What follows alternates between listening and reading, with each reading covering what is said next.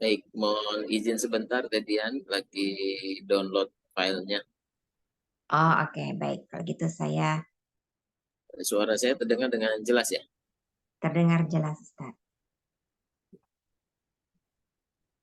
Oh, ini ada sahabat lama saya nih, ada Teh Nur ya. Tehit ya, Nur Hidayatin. Apa kabar Tehit? Assalamualaikum Ustadz Hasan, teteh-teteh, alhamdulillah kabar baik. Alhamdulillah, ini sahabat saya lama nih. Satu angkatan ya? Iya, satu Iya, angkatan. Oh, angkatan berapa tuh? 2012 ya waktu itu ya. Kalau nggak salah. 2012 Ustadz dulu. Yang di dekat Kemenkes itu ya? Kita di Iya, masjid situ. masjid itu. Oh iya iya iya. Namanya masih Android. Android ya? Android. Ya. Oh iya iya iya. Iya. Android dari Android itu berapa tuh? Versi 2 Pertama sekarang ya. udah versi berapa Android ya? Udah versi banyak ya. Udah banyak. Masya Allah.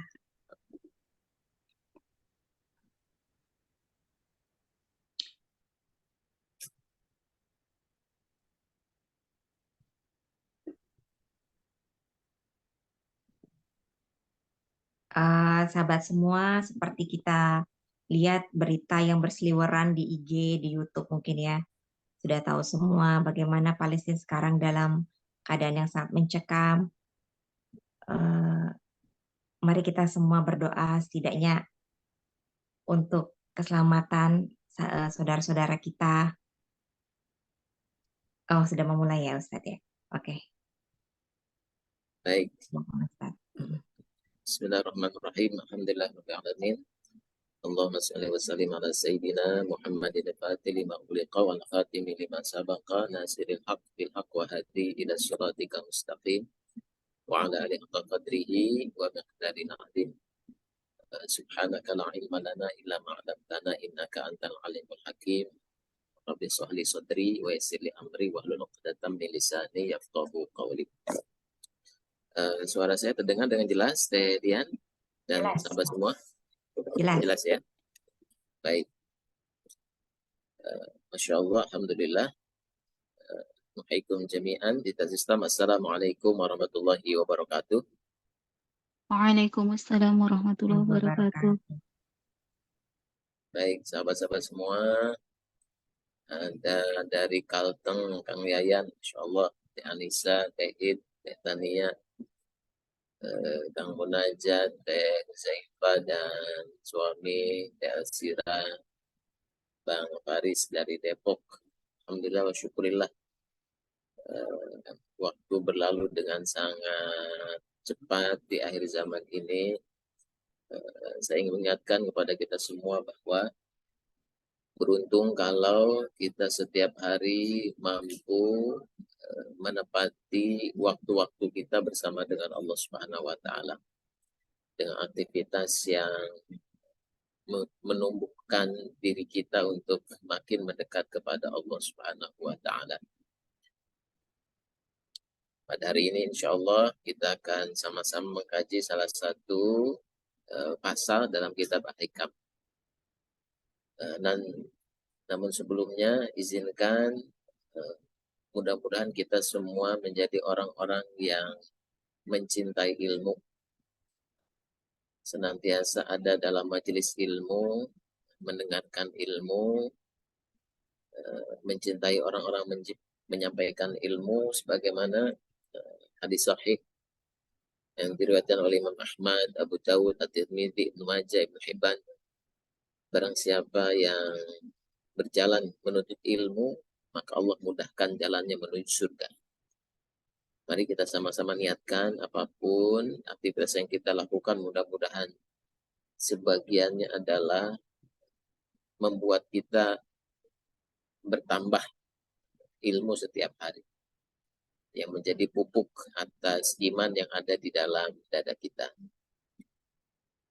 Sesungguhnya malaikat akan membuka sayapnya untuk orang yang menuntut ilmu. Jadi sahabat semua, jangan berhenti belajar, jangan berhenti mendengar ilmu, kepada siapapun.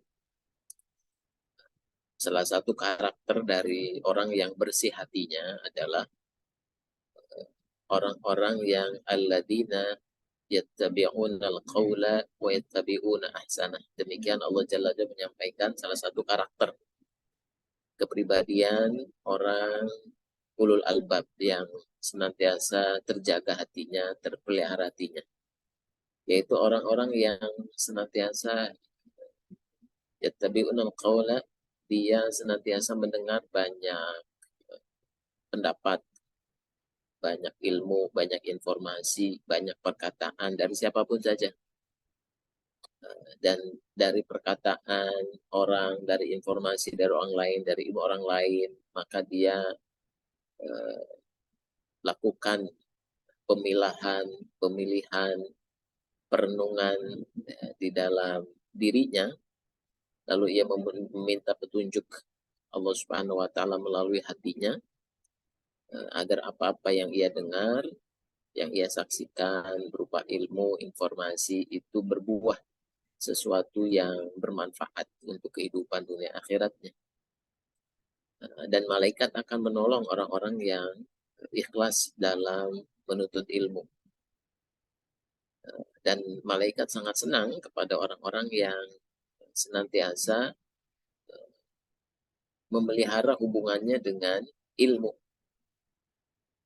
Dan sesungguhnya seseorang yang mengajarkan kebaikan akan dimohonkan ampun oleh makhluk yang ada di langit maupun di bumi. Jadi Masya Allah, jadilah kita orang yang menjadi murid, sekaligus pada yang sama kita tergerak untuk menyampaikan ilmu sekecil apapun, sedikit apapun kepada orang lain.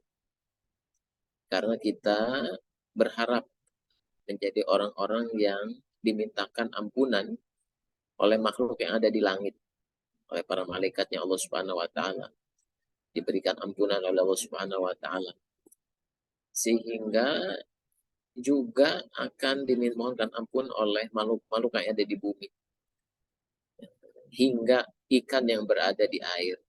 Jadi makhluk yang ada di bumi tak terkira, tak terhingga, jenis dan jumlahnya juga makhluk yang ada di air, dan itu akan memohonkan ampunan kepada penyeru kebaikan. Maka mudah-mudahan aktivitas kita bersama dengan keluarga, bersama dengan anak, bersama dengan tetangga, bersama dengan kolega di tempat kerja, ada aktivitas yang akhirnya dimohonkan ampunan karena penyampaian ilmu satu sama lain di antara kita. Sesungguhnya keutamaan orang alim atas ahli ibadah seperti keutamaan bulan di atas seluruh bintang. Orang yang alim melakukan sesuatu, mendengar sesuatu, berucap sesuatu, melangkahkan kaki, itu mesti dengan niatan-niatan yang baik. Bahkan kebaikannya terukur, dimuliakan, karena dari dalam sanubari hatinya, dari pikirannya, dari geraknya, semua terbimbing, tertuntun, dan dijaga oleh Allah Subhanahu wa Ta'ala. Lebih dari orang yang ahli ibadah. Seperti cahaya bulan di atas seluruh bintang. Sesungguhnya para ulama itu pewaris para nabi. Sesungguhnya para nabi tidak mewariskan dinar, juga dirham. Yang diwariskan hanyalah ilmu. Dan barang siapa mengambil ilmu itu, maka sungguh ia telah mendapatkan bagian yang paling banyak. Ilmu yang paling utama adalah ilmu yang menjadikan seseorang makin dekat kepada Allah.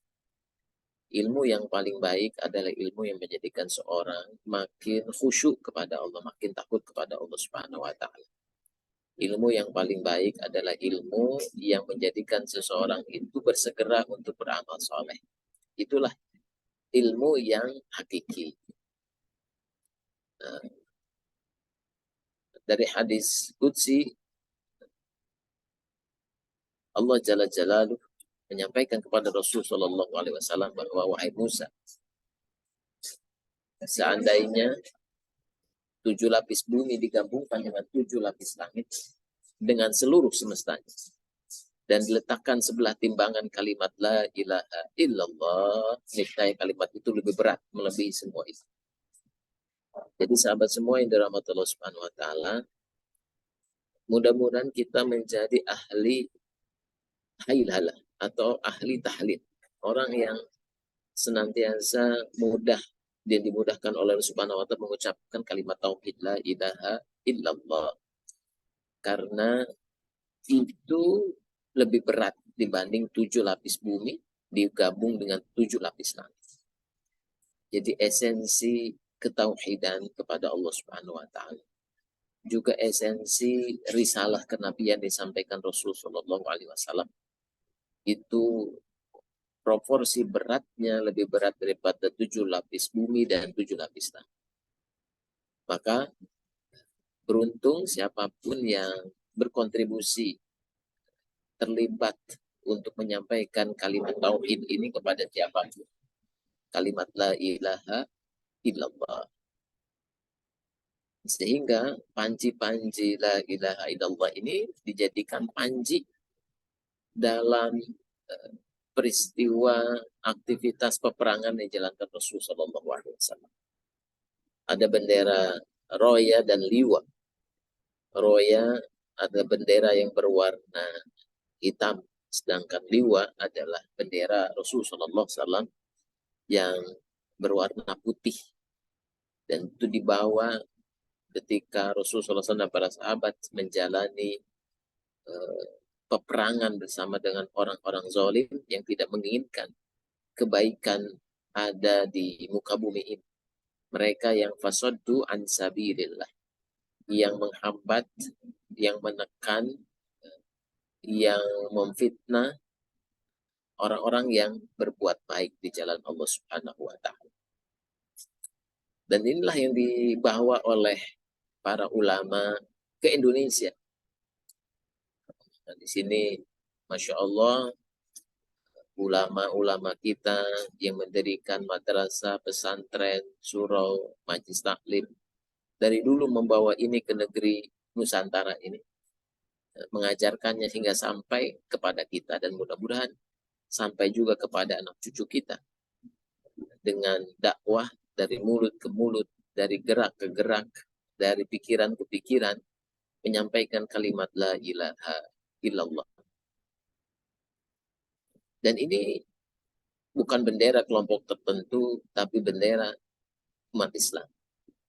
Dan di akhir zaman bendera ini akan berkibar untuk menyerukan kepada manusia, kepada kemanusiaan bahwa Islam datang dengan risalah untuk memerdekakan manusia dari perbudakan, dari penghambaan, dari sistem yang zalim kepada sistem Islam yang berkeadilan dan penuh dengan rahmat Allah Subhanahu wa taala.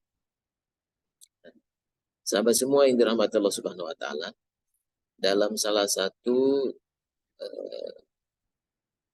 pasal dalam Al-Hikam yang kita rangkum dalam satu judul, Mujahadah minal uyub ilal uyub, bahwa setiap hari kita berjuang untuk menyingkap aib-aib, dosa, kesalahan yang ada pada diri kita, yang kita lakukan agar makin hari diri kita makin baik, makin hari diri kita bertumbuh menjadi makin kuat, makin hari makin ruku sujud kepada Allah Subhanahu wa taala, makin hari terlihat betul bahwa diri kita itu tempat salah, tempat dosa, tempat kekhilafan, tempat kekurangan.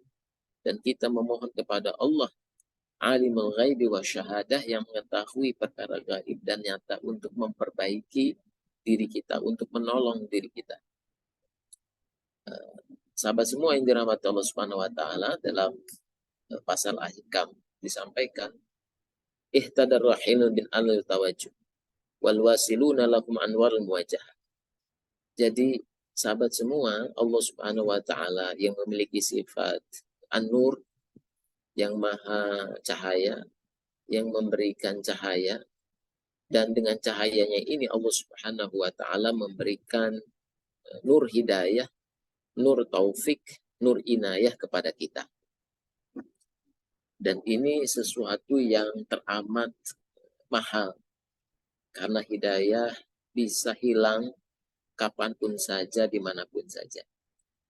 Ada orang yang dulunya baik menjadi jahat, ada dahulu orang yang berteriak-teriak anti korupsi, lalu lantas akhirnya dia melakukan korupsi.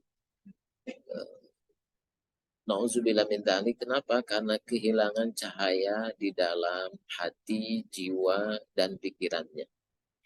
Maka oleh karena itu sahabat semua, kita senantiasa berdoa kepada Allah Subhanahu wa Ta'ala agar Allah memberikan kepada kita cahaya.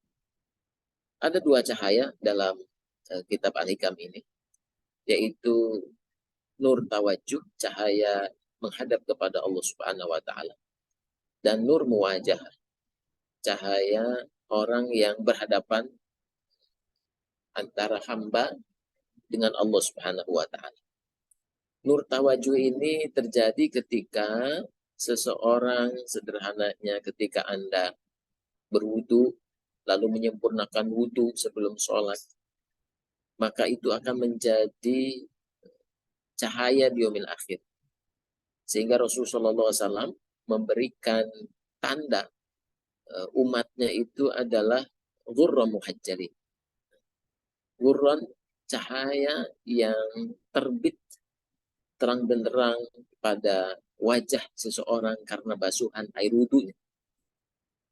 Maka sahabat semua, kalau bisa Anda lakukan upaya untuk senantiasa memperbaharui wudu. Dan ini mesti diikhtiarkan, ini mesti dilatihkan. Dan tentu dalam keseharian Anda 8 anggota wudu, ada 8. Namun Anda bisa memperbaharui wudu dengan 4 anggota wajib, sangat bisa. Dan Anda bisa berwudu, Rasulullah SAW berwudu dengan air di tangan beliau, itu sudah sangat cukup. Kalau istilah kita itu wudu dengan 1 gelas air mineral. Yang cup itu cukup Anda untuk bisa berwudu. Dan ini diusapkan ke wajah, diusapkan ke tangan, diusapkan ke rambut Anda. Dan ini satu hal yang jarang dilakukan oleh seseorang, yaitu berwudu ketika Anda sedang dalam perjalanan atau sedang bekerja. Nah, kayak seperti saya sekarang ini, sedang berada di luar Jakarta, mampir sebentar untuk membersamai sahabat semua di forum ini, dan kita bisa tetap dalam keadaan berwudu walaupun kita bersepatu. Kenapa? Karena kita setelah kita berwudu, entah itu hendak sholat atau di luar sholat, kita niatkan berwudu, lalu kita niatkan saya ingin memperbaharui wudu walaupun saya masih bersepatu. Sehingga ketika Anda batal wudu Anda. Misalkan saya sedang ke satu restoran ya. Saya bisa mampir, ketika saya batal, saya bisa mampir ke toiletnya. Lalu saya bisa mengambil air wudu, membasahi 4 bagian wudu, anggota wudu yang wajib. Wajah, tangan, kepala. Lalu untuk kaki, saya tidak perlu melepas sepatu. Saya cukup mengusap sepatu saya. Masya Allah, itu kemudahan yang Allah berikan kepada orang-orang yang sedang dalam perjalanan. Tinggal usap sepatu saya kanan kiri, dan Anda sudah memperbaharui wudu dengan cara yang sederhana dan tidak menggunakan begitu banyak air. Di wastafel Anda sudah cukup. Itulah cahaya yang Allah berikan kepada orang-orang yang menuju Allah Subhanahu wa Ta'ala dengan berbagai macam aktivitas. Aktivitas majelis ilmu, aktivitas hendak sholat, aktivitas baca Quran, Jadi setiap aktivitas kebaikan yang diniatkan karena Allah Subhanahu wa taala, maka Allah memberikan kepada kolbu seseorang cahaya-cahaya, nur ala nur, cahaya di atas cahaya. Maka makin sering orang berbuat kebaikan, maka cahaya itu akan menghiasi kolbunya. Cahaya itu akan menghiasi jiwanya. Cahaya itu akan menghiasi pikirannya. Cahaya itu akan menghiasi sikapnya. Cahaya itu akan menghiasi aktivitas yang ia lakukan. Itulah nur tawajuh yang disampaikan oleh Syekh Ibnu Athaillah. Dan ada orang yang telah sampai karena terus-menerus melakukan ini, maka Allah berikan kepadanya nur muwajah.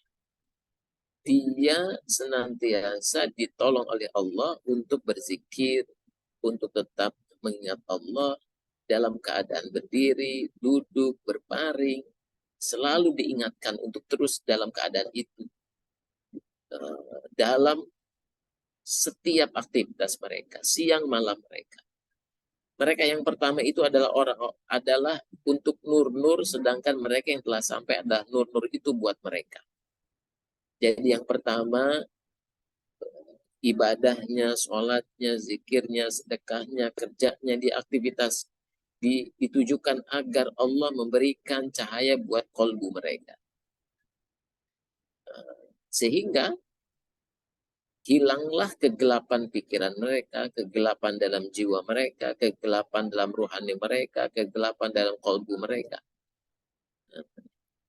Itu untuk yang pertama. Sedangkan yang kedua, justru karena hati mereka bercahaya, cahaya itu terus-menerus datang kepada mereka, dan karena cahaya dari Allah Subhanahu wa taala terus menghiasi mereka, meliputi mereka, maka mereka dimudahkan untuk terus berbuat kebaikan. Maka wal awwaluna li anwar wa haula'i anwaru lahu li annahum lillahi li syai'in duna. Maka dalam Al-Qur'an ada satu ayat yang menyampaikan dalam ayat ini, qulillah, katakanlah Allah, tsumma darhum fi khawdihim yal'abun, dan tinggalkanlah, biarkanlah orang-orang bermain-main dalam kesia-siaan, dalam kesesatan, dalam permainan. Maka orang yang mampu mengatakan Rabbuna Allah dan mengisi hati mereka dengan Allah, Allah, Allah, ungkapan la ilaha illallah, maka aktivitas yang mereka lakukan, dia ingat Allah ketika bekerja, dia ingat Allah ketika memasak, dia ingat Allah ketika menyiram pohonan, dia ingat Allah ketika memberi makan hewan-hewan di sekelilingnya, dia ingat Allah ketika berdiskusi, dia ingat Allah ketika berbicara, dia ingat Allah dalam keadaan apapun. Qulillah tsumma darhum fi khawdihim yal'abun. Dan orang ini tidak terlena, tidak tergoda, tidak oleh aktivitas-aktivitas yang melalaikan. Itulah fungsi cahaya yang Allah berikan kepada kita semua. Ini ayat yang bisa Anda hafalkan, surat An-Nur, surat cahaya ayat 35. Allahu nurus samawati wal ardh. Allah lah cahaya langit dan bumi. Jadi Allah yang memberikan cahaya langit-langit yang bumi. Allah yang memberikan cahaya taufik, cahaya hidayah, cahaya inayah. Cahaya hidayah adalah cahaya yang Allah berikan sehingga orang makin mengenal Allah. Cahaya inayah ada cahaya yang datang kepada seseorang ketika seseorang meminta pertolongan kepada Allah. Dia ingin keluar dari jeratan riba. Dia ingin keluar dari kemalasan beribadah. Dia ingin keluar dari kemalasan, ketakutan akan kemiskinan. Dia butuh pertolongan Allah, maka Allah berikan kepadanya cahaya inayah. Yang tadinya malas jadi rajin. Yang tadinya takut miskin gara-gara sedekah, dia sedekah. Yang tadinya malas silaturahim, dia silaturahim. Yang tadinya malas ikut kajian, dia ikut kajian. Dia diberikan oleh Allah Subhanahu wa Ta'ala pertolongan atas perbuatan kelemahan, kekurangan yang ada pada dirinya. Itu cahaya inayah. Lalu Allah juga memberikan kepada seseorang cahaya taufik. Cahaya taufik ini ketika seseorang ingin hijrah, ingin keluar dari kemaksiatannya, keluar dari dosanya, atau cahaya taufik ini Allah berikan seseorang yang ingin berubah dari aktivitas pekerjaan yang haram kepada yang baik, maka Allah berikan taufik, jalan-jalan, aktivitas, pekerjaan, sehingga dia keluar dari sesuatu yang buruk kepada sesuatu yang pekerjaan yang baik. Itu taufik. Dan itu Allah berikan berupa cahaya-cahaya kepada diri seseorang. Allahu nurus samawati wal ardh. Mathalu nuri kamishkatin fiha misbah. Perumpamaan cahaya Allah itu seperti mishkah fiha misbah. Miskah itu satu tempat yang tempatnya itu bercahaya dan di dalamnya ada lampu pun tambah bercahaya. Lubang yang tak tembus miskah. Di dalamnya ada pelita. Jadi lubang itu, miskah itu bercahaya, di dalamnya ada pelita. Dan pelita itu ada di dalam kaca. Dan kaca itu seakan-akan bintang yang bercahaya seperti yang dinyalakan dengan minyak dari pohon yang berkah, yaitu pohon zaitun yang tumbuh tidak di sebelah timur, tidak pula sebelah barat.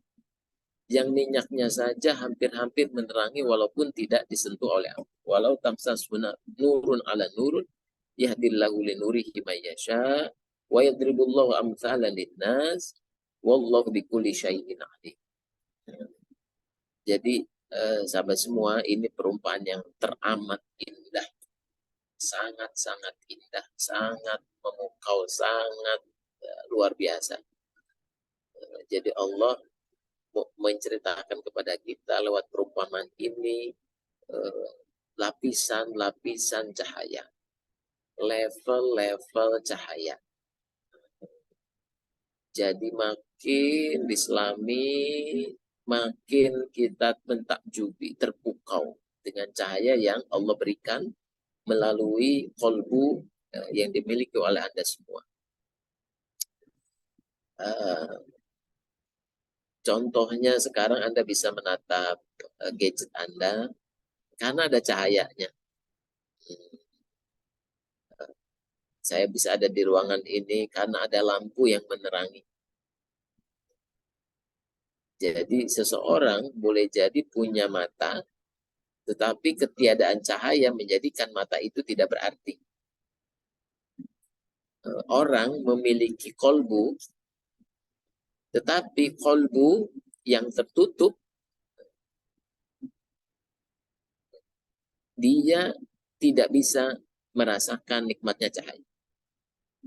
Dan itu terjadi kepada orang-orang munafik. Kolbu mereka ghisyawah, tertutup. Sehingga cahaya itu tidak masuk. Kalau Anda sekarang ada di kamar, lalu Anda tutup dengan tirai, atau bahkan kaca di kamar Anda, jendela itu Anda cat dengan cat warna hitam yang tebal, maka esok hari Anda tidak akan lagi bisa melihat cahaya masuk ke dalam kamar Anda. Gelapnya luar biasa.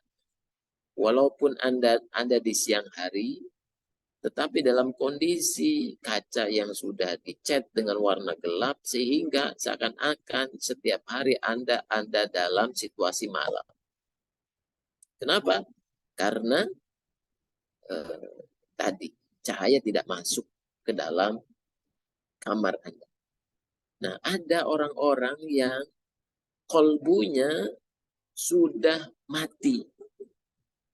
Itulah orang-orang Zionis yang hari ini melakukan kezaliman luar biasa kepada penduduk Gaza.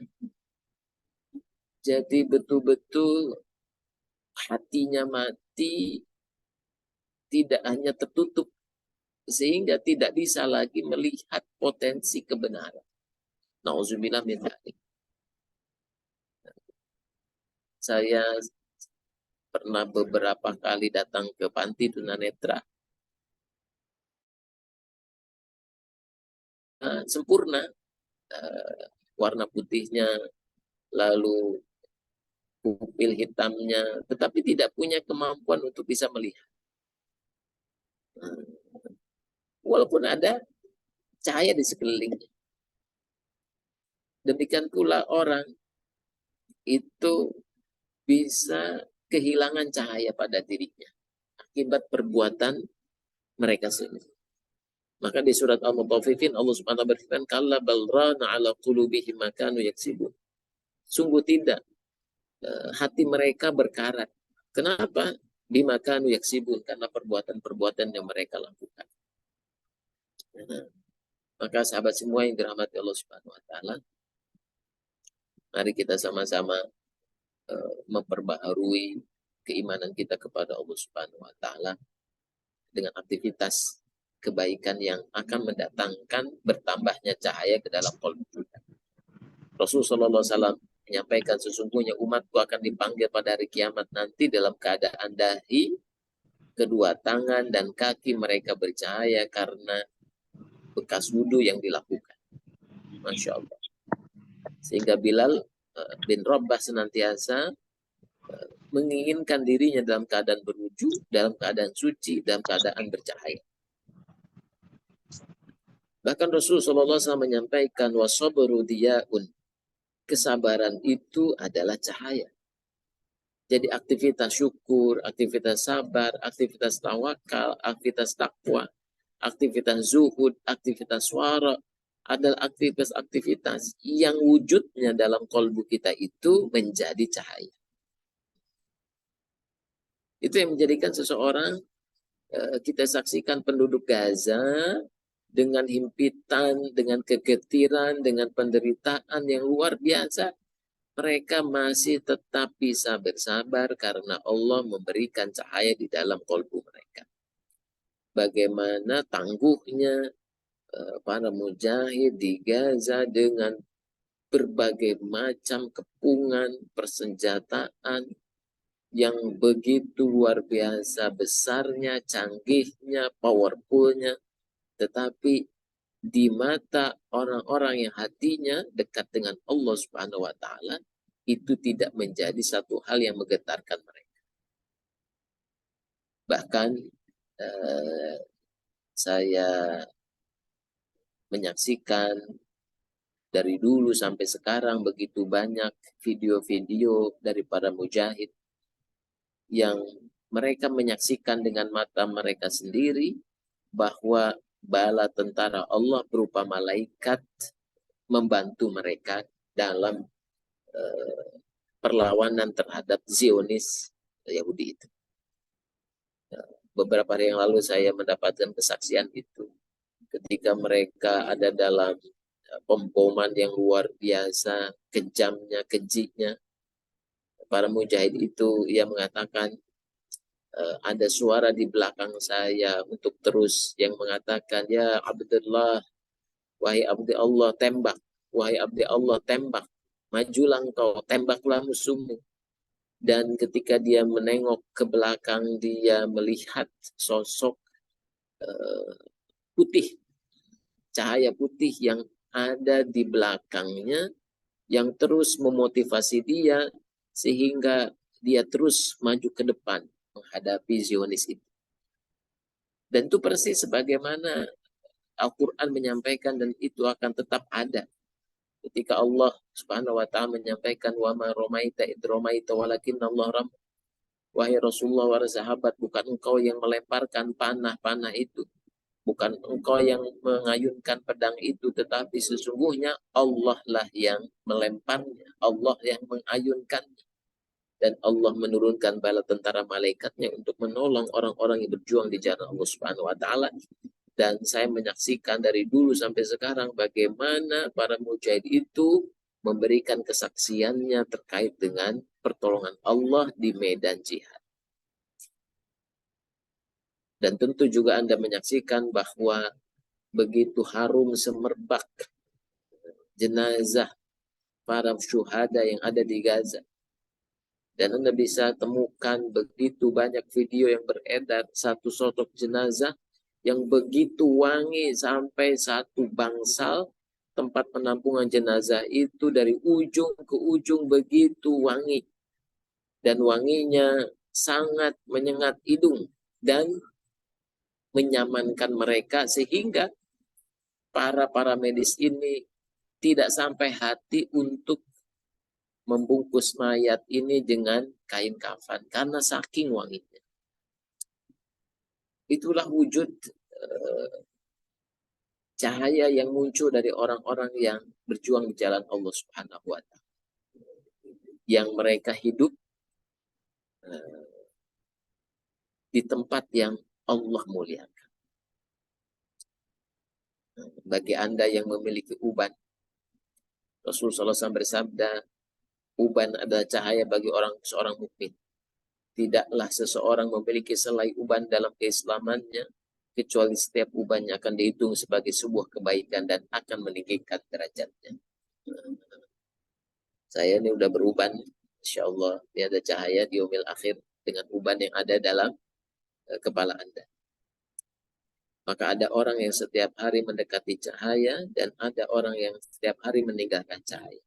Ada orang setiap hari yang meredupkan cahaya dalam hatinya, ada orang setiap hari yang menambah kuat cahaya di dalam hati. Seorang sahabat di zaman Rasulullah SAW sedang membaca Quran. Lalu turun malaikat. Karena saking senang malaikat mendengar bacaannya, turun dari langit dan berupa cahaya. Ketika malaikat itu turun, maka hewan di sekelilingnya, di sekeliling sahabat ini meringkik. Karena melihat kehadiran malaikat yang mendekat. Dan seketika sahabat ini menghentikan bacaan Al-Qurannya. Lalu sahabat ini bertanya kepada Rasulullah, ya Rasulullah, ketika saya membaca Quran, ketika itu tiba-tiba hewan-hewan di sekelilingku itu menjadi gelisah. Apa gerangan yang terjadi?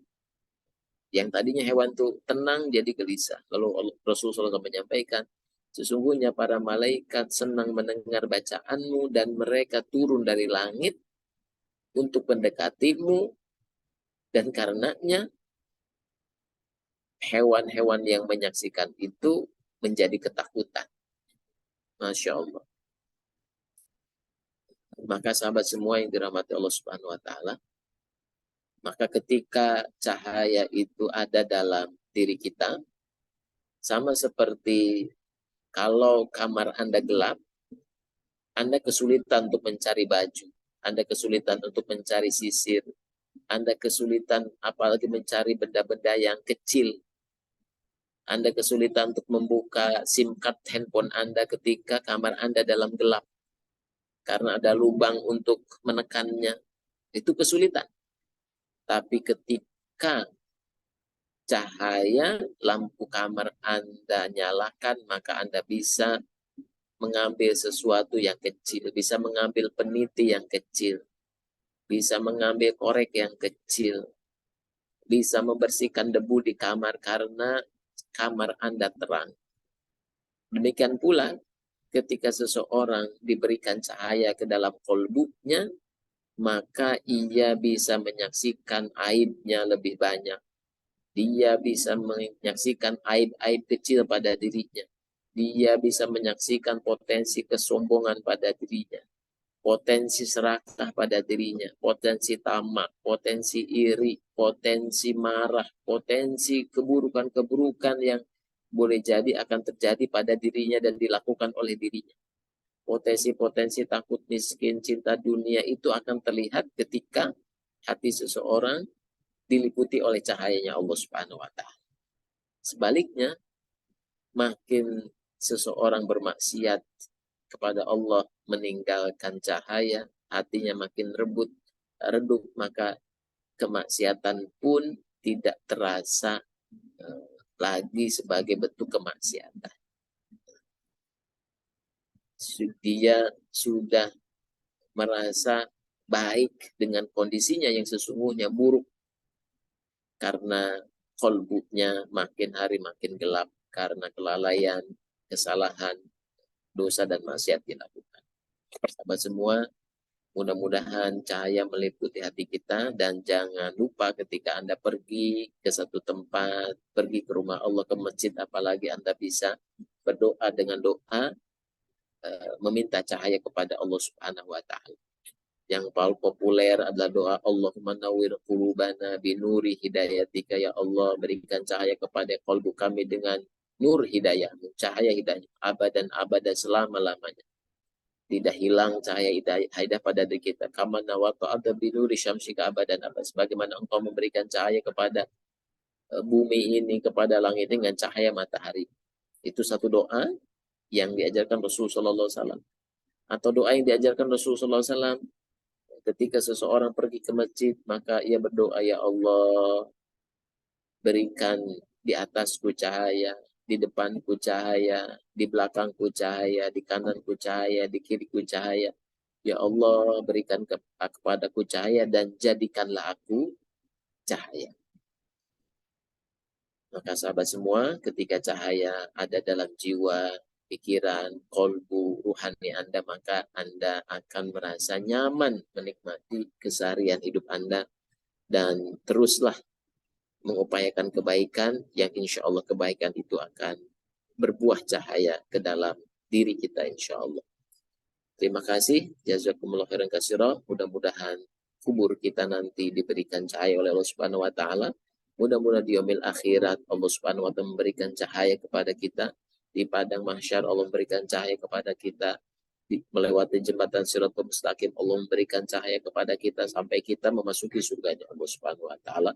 Mari kita sama-sama saling mendoakan. Jazakumullah khairan katsira. Wabillahi taufiq wa hidayah. Wassalamualaikum warahmatullahi wabarakatuh. Atur nuhun. Waalaikumsalam warahmatullahi wabarakatuh. Masya Allah kajian hari ini yang mengenai cahaya. Masya Allah, Masya Allah. Baik sahabat, apabila ada yang ingin ditanyakan atau ada yang ingin share, silakan. Ada yang ingin disampaikan. Terlebih tadi mengenai cahaya. Oh nih, ada yang nanya nih, Tehit ini. Ya, silakan. Ustadz, bagaimana hukumnya mencabut uban? Makruh. Oh makruh. Jadi sesuatu yang tidak disukai. Itu kan jelas ada cahayanya. Terang benderang lagi ya cahayanya. Hanya kita nggak menyaksikannya itu kan. Biasanya orang lain yang menyaksikan terangnya. Ya. Jadi hukumnya makruh, nggak disukai. Baik. Ustadz izin tanya boleh? Langsung Silakan. boleh aku harus lewat ini Ustadz? Boleh langsung Teh. Assalamualaikum Ustadz, sehat. Waalaikumsalam, alhamdulillah, syukurillah. Ustadz mau tanya, kalau misalnya hukum mencabut uban itu makruh, karena kan banyak dari beberapa orang yang punya uban, keluhannya adalah uban itu buat gatel banget gitu. Kalau nggak dicabut, gatel banget. Nah itu gimana Ustadz jadinya solusinya?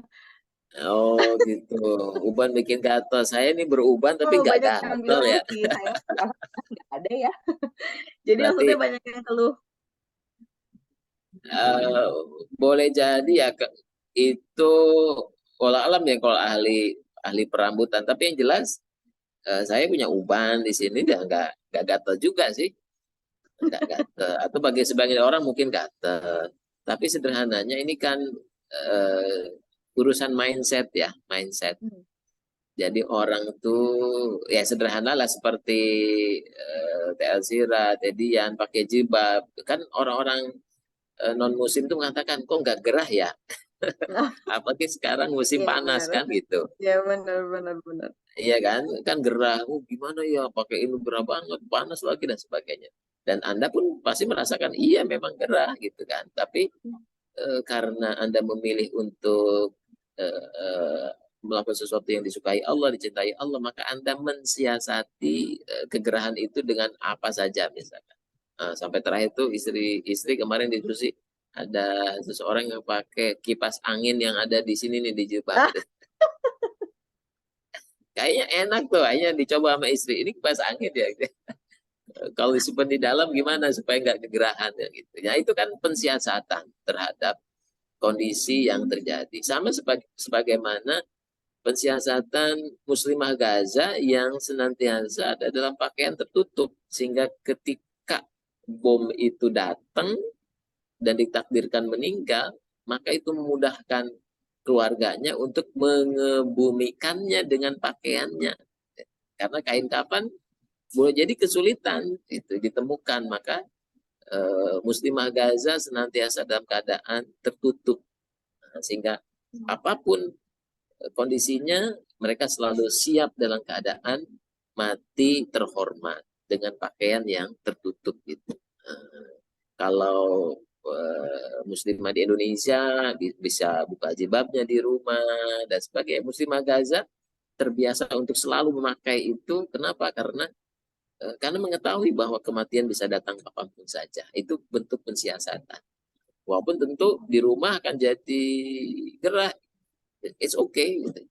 Dan mereka menikmati itu sebagai bentuk pengorbanan di jalan Allah Subhanahu wa taala. Nah, kalau ada gatal-gatal nih yang ubanan, gatal-gatal ya terima sebagai pengorbanan gatel ya, gara-gara ubannya. Alhamdulillah saya tidak gatal-gatal nih ubannya nih. Baik saja, Jazakumullah khair. Terus saya sampaikan seperti itu. Ya. Ustadz, ada pertanyaan lainnya. Ya. Bahwa sabar itu kan bagian dari salah satu sumber cahaya bagaimana istiqomah dalam kesabaran. Dan untuk wudhu yang mengusap di sepatu apakah tetap sah juga untuk sholat? Iya, saya sehari-hari gitu. Kayak perjalanan saya udah mengusap kul dan ada wudhu. Ketika beberapa menit menjelang azan tinggal belok langsung buka sepatu langsung sholat. Jadi enggak lagi berwudu karena sudah dalam keadaan berwudu, lalu pakai sepatu saya lagi, diniatkan lagi dalam keadaan berwudu. Oke, jadi ketika sepatu saya datang ke stasiun kereta api atau ke tempat yang ada toiletnya di mall, di restoran, tinggal membasuh 4 anggota badan, ya, diusap wajah. Ini diusapin gitu. Gak usah dibanjur, cuma diusap aja beberapa, lalu diusap huknya, saya sudah kembali ada dalam keadaan berwudu. Itulah kemudahan syariat Islam. Dan itu bisa kita lakukan bagi Anda yang sering kerja di lapangan ya, sehingga tidak perlu lagi ya menggelontorkan keran untuk berwudu karena Anda senantiasa dalam keadaan berwudu.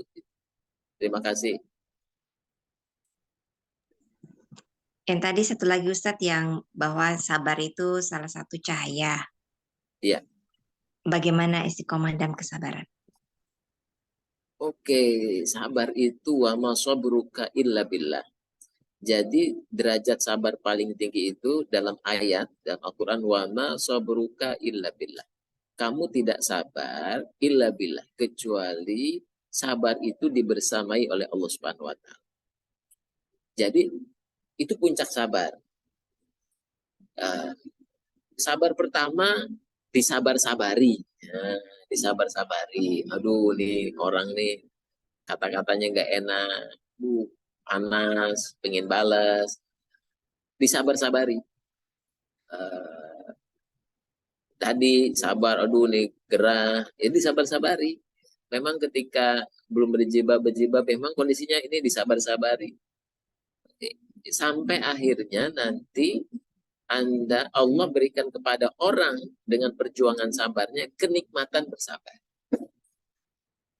Sehingga Allah cabut rasa kesel, ya kan? Orang nggak sabar itu bisa ngeluh. Orang sabar itu dicabut keluhannya nantinya. Orang sabar itu pinginnya marah-marah itu kan. Akhirnya marahnya itu jadi hilang. Orang sabar yang tadinya sabar dengan plus kecewa, nanti sabarnya tinggal, kecewanya hilang. Ada orang sabar tapi masih ada keluhan, nanti sabarnya Allah kuatkan, keluhannya hilang. Dan itu sampai pada derajat wa ma sabruka illa billah. Dan tidaklah kamu sabar kecuali memang Allah menganugerahkan sabar itu kepada Anda. Jadi belajarlah terus untuk bersabar. Nah, disabar-sabari. Kalau orang sudah mengatakan Allahumma paksakeun gitu kan. Nah, tapi Anda niatkan, ya Allah saya ingin sabar nih. Dan Anda sadari ketika seseorang masih ngeluh, masih Rasulullah, masih nyalahin orang, masih ini Anda sadari, oh iya, Anda ukur intensitasnya itu. Oh, saya masih seperti ini, berarti sampai nanti Allah ganti dengan kenikmatan, sabar.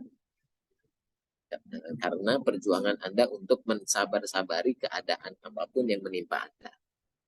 Sehingga naik levelnya, seperti itu. Dan itu memang perlu dilatih mentalitas menjadi sabar. Makanya kan ada buku bestseller ya, international bestseller, Grit namanya. Gimana caranya bisa sabar? Makanya disabar-sabari dari hal-hal yang kecil dulu. Jadi mulailah sabar itu dari hal kecil. Kalau Anda bisa sabar dari hal kecil, Anda berikan blessing, berikan ucapan syukur kepada diri Anda sendiri. Ya Allah, terima kasih. Saya bisa bersabar, biasanya tidak bisa bersabar, atau ini sekarang bisa bersabar. Dari hal-hal kecil terus. Itu namanya grit. Dan itu ada di Al-Quran. Wa may ya'mal mithqala dzarratin khairan yarah, wa may ya'mal mithqala dzarratin syarran yarah. Jadi ketika Anda ingin sabar, mulailah selalu dari hal-hal yang terkecil yang bisa Anda lakukan dengan sabar. Lalu taikkan levelnya, sehingga Anda mampu bersabar pada hal yang besar seperti itu. Itu yang mesti kita upayakan sama-sama. Baik, terima kasih. Oke, sudah jam 21, boleh ditutup median. Insyaallah. Baik. Kita doakan saudara-saudara kita di Gaza, kita lakukan apa yang bisa kita lakukan untuk saudara di Gaza, dan ini adalah satu sisi satu basyirah, satu kabar gembira, dan satu sisi lain ini adalah bentuk bagaimana kita meluaskan, membesarkan kesabaran untuk berjuang di jalan Allah bersama dengan para mujahid di Gaza. Jadi Anda saksikan di kelas Mentari Hati kan sudah saya sampaikan sejak tahun 2008, dan di kelas Akademi Hijrah ini saya minta teman-teman untuk menyaksikan perubahan-perubahan kondisi umat Islam setiap tahun. Dari sejak tahun 2008. Nah, di kelas Akademi Hijrah kan saya sampaikan perubahan-perubahan yang terjadi. Yang sekarang perubahan terjadi, Anda bisa saksikan di kota London, mereka bisa demo dalam tempos kurang lebih 2 pekan tuh sampai 3 kali dengan jumlah lebih banyak. Dari informasi 400.000 berubah jadi 600.000 sampai terakhir kemarin diinformasikan 1 juta lebih orang turun ke jalan. Dan itu otomatis mayoritas bukan Muslim. Dan itu demo itu di tempat orang yang paling negara yang paling bertanggung jawab terhadap hadirnya Zionis, yaitu negara Inggris. Itulah yang negara yang membackup full Zionis sejak awal datang ke Palestina dengan berbagai macam rekayasanya. Dan sekarang di Inggris demo berulang-ulang dilakukan sampai tembus 1 juta lebih. Jadi ini tidak pernah terjadi sebelumnya di Jerman, di Berlin, di Afrika Selatan, di New York City, semuanya. Dan itulah cara Allah memberikan makarnya, dan wallahu khairul makirin, dan Allah sebaik-baik pembuat makar. Dan Anda tahu di Amerika sekarang hutangnya itu begitu besar, pengangguran di mana-mana, kerusakan sosial di mana-mana. Teramat sulit untuk menjadi Amerika yang dijaya secara ekonomi dan dijaya pada faktor yang lain. Itu menjadi sangat sulit sekarang. Sehingga berita-berita kalau Anda saksikan, cermati antara hadis Rasulullah, Quran dengan fenomena yang terjadi, maka Anda menyaksikan wallahu khairul makirin. Allah lah sebaik-baik pembuat makar.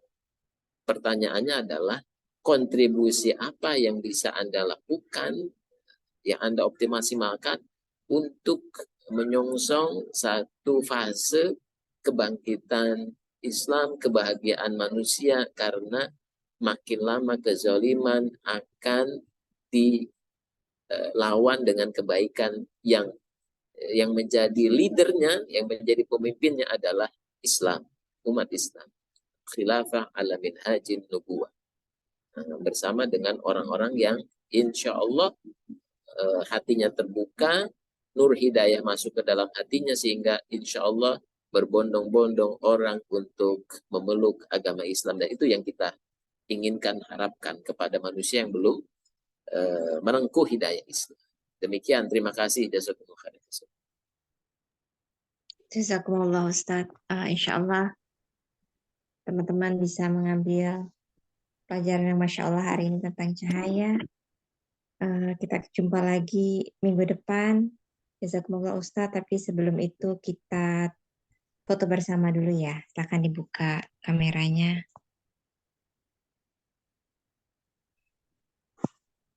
Oke, 1, 2, 3.